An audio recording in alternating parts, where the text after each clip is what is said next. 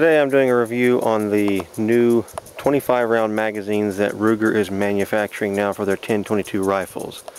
The BX-25 25 round magazine. It's a long time in coming, but Ruger finally has produced a high capacity magazine for the 10-22. Over the years, Ruger typically sold the 10 round magazines, which were pretty much bulletproof. They never malfunctioned.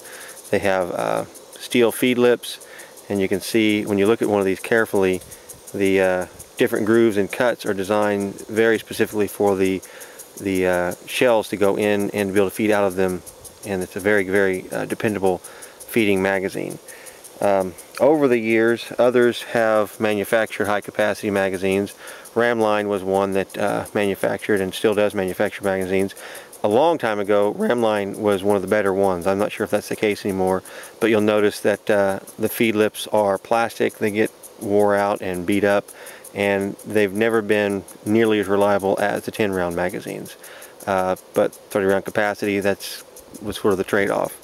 Now that Ruger is manufacturing their 25 rounders, first thing I noticed was the feed lips on the top are about the same as the 10 rounders. So they should feed the exact same way as the 10 rounders, and we should have pretty much the same reliability.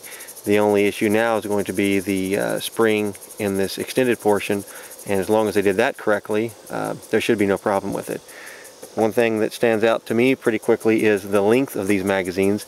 It's only a 25 rounder, but compared to the 30 rounder Ramline, the Ruger is quite a bit longer.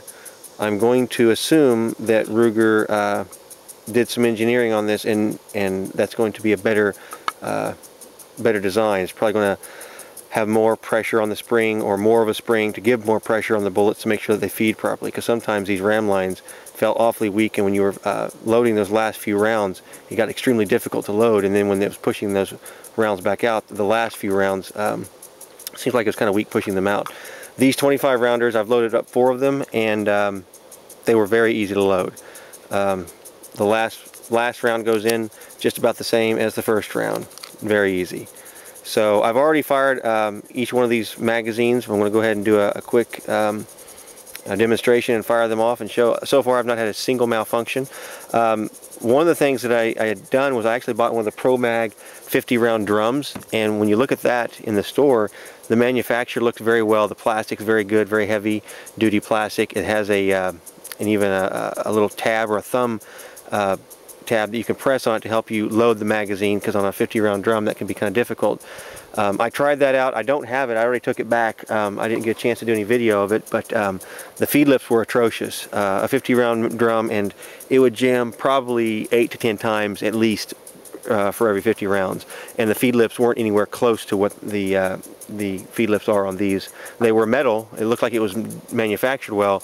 I just don't think it was designed well. So I took it back to Cabela's, who has a great return policy, had my receipt and no packaging. They took it back, no questions asked, and then I ordered these off of Midway, and for just a few bucks more, I was able to get 4 25 round mags for a total of 100 rounds capacity for just a few bucks more than the 50 round Pro Mag. So I never have been a big fan of drums, but I wanted to give it a try, and it basically failed miserably.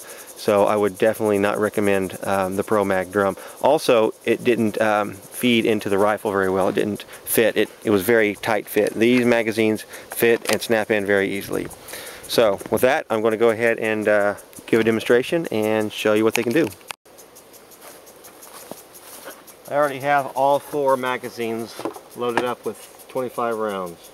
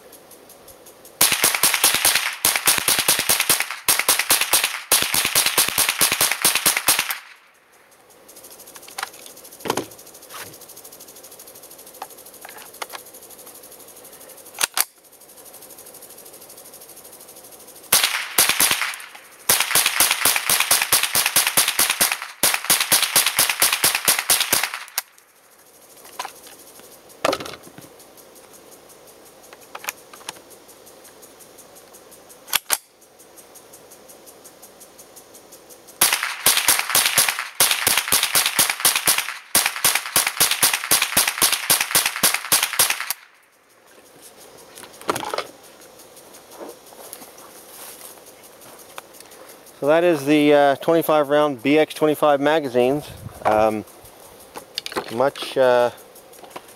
Much improved over 10 rounds. If I'm looking for something with compactness, I'll probably go ahead and keep a few of these around. But if I want capacity, I'll go with these. And as far as the rest of them, Ramline, Butler Creek, all those other ones, I'm not going to use them anymore. So, hope this has been helpful to you. If you've got a Ruger 1022, I wouldn't be at all afraid of using these magazines. They're very solid, very well built. When you hold them in your hands, they definitely stand out from all the other cheaper high capacity magazines for the 1022. And I have not done it yet, but there are 2 screws that you can actually take the magazine apart and clean it. So they should last forever. And I'm very happy that Ruger is finally, after decades, is finally manufacturing a high capacity magazine for their 1022. Hope this has been helpful. Stay safe, and thanks for watching.